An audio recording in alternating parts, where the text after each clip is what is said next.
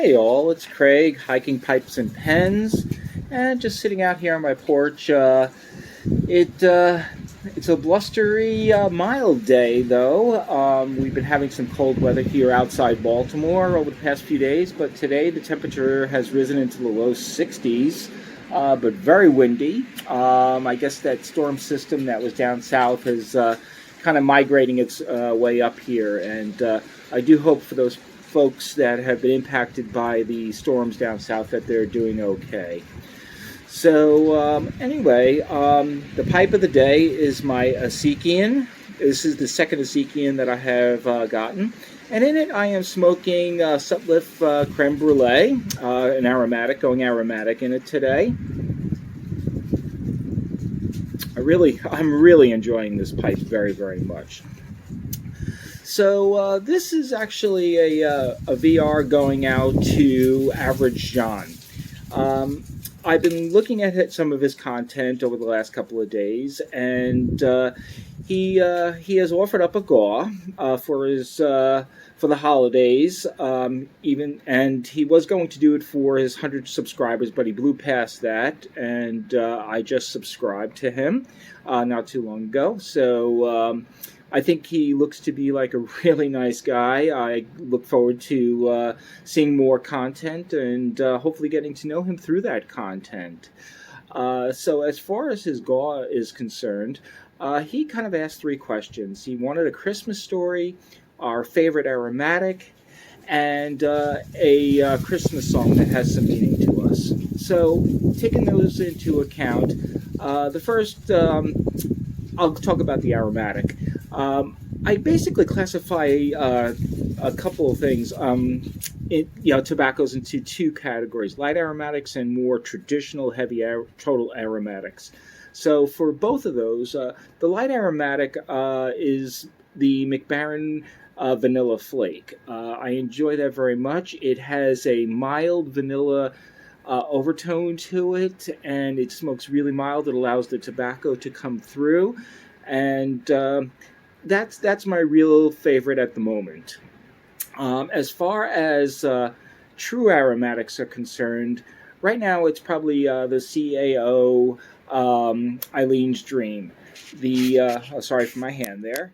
The Eileen's Dream kind of takes me into a nice takes me back to thinking of my uncle. It reminds me of the aromatics that he used to smoke. Now, I'm not sure which ones he actually smoked, but it does take me back to my uncle and visiting with my great uncle who's now passed. So I really enjoy that. It has sort of people describe it as a Bailey's type of undertone to it, and I can't say I disagree with that.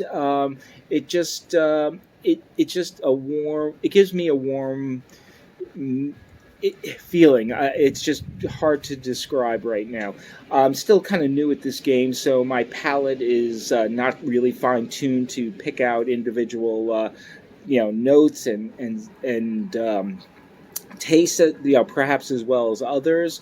I just know kind of what it feels to me.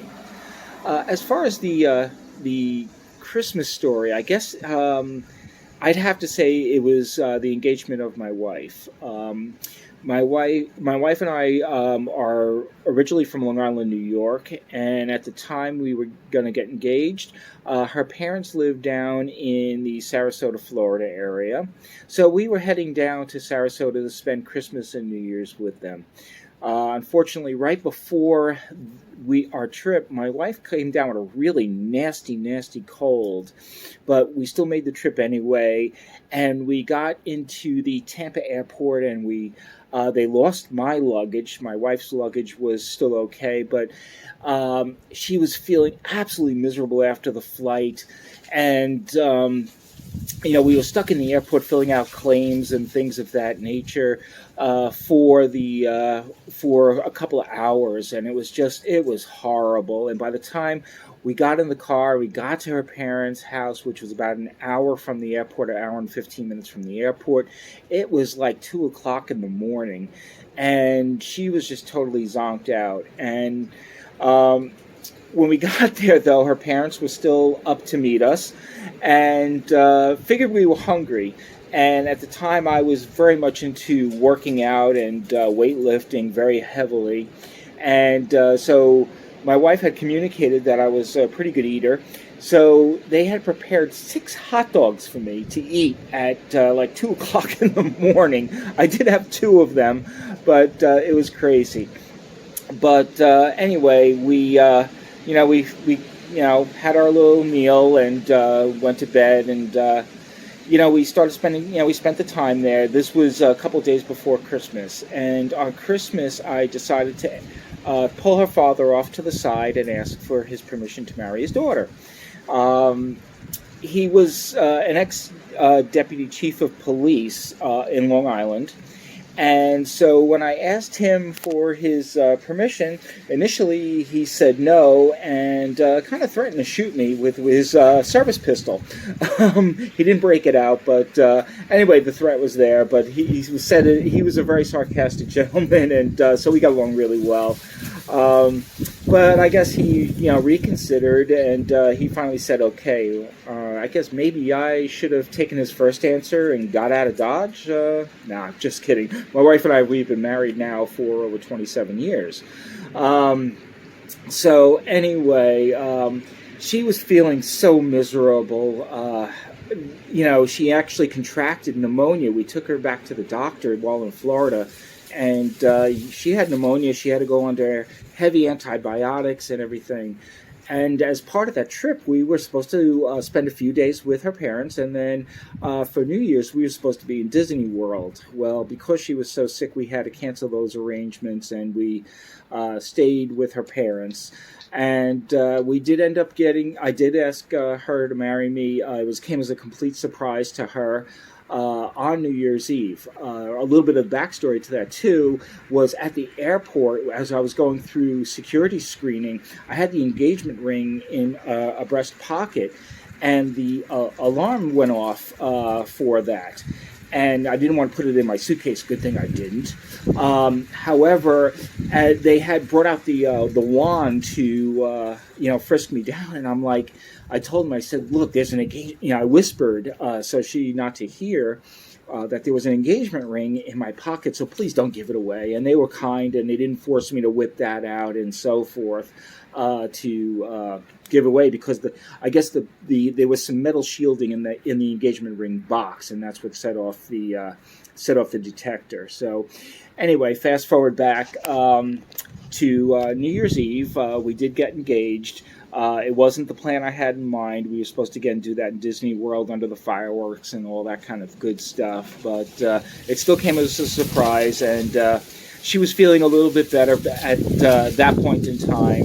But it was a good engagement, and we went out to the country club where her parents lived, and had a really pleasant evening with them, and she was wearing her ring, and everything was really wonderful.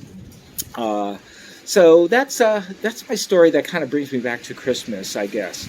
As far as a Christmas carol, that gets a little trickier for me. Growing up Jewish, Christmas carols were not the most played music in the household, as you can imagine. Although my parents were really understanding for myself and my sister when we were very, very young. They did give us Christmas stockings, because most of our friends, in fact all of our friends, were Christian, Catholic. So not to make us kind of feel left out at Christmas time, we always got a little stocking with a little gift in it. And, but there was really no Christmas music played in my house, so I can't correlate a fond memory of Christmas music. I'm sorry, Average Jon. It's just growing up Jewish is that's one of the things. So we had Hanukkah songs and things of that. Songs like that. But anyway, I hope that doesn't offend. So anyway, as far as answering those 3 questions from you, those are my answers. So, with that, I do again, John, look forward to getting to know you a little bit better. I enjoy your content, and thank you very much for the GAW. And, to the rest of the YTPC, I will just, as always, say, thank you and be well, be safe, take care of yourselves and each other. And again, thoughts out to those folks down south who were impacted by the severe storms yesterday and last night.